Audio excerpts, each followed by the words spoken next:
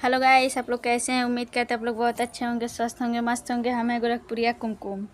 तो आज आप लोग कोई बात करें। ये छेना है।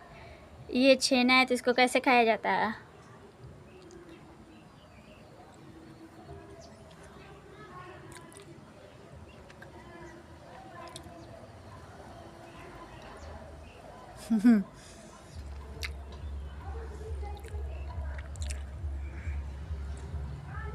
तो आप लोग को भी खाना रहेगा तो मुझे कमेंट में करके बताइएगा, ठीक है।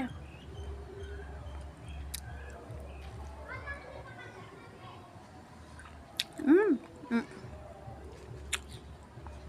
मेरे पेट में जाएगा।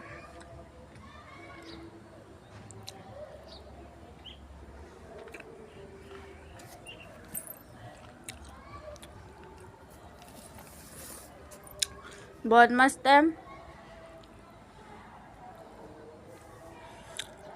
बहुत स्वादिष्ट है।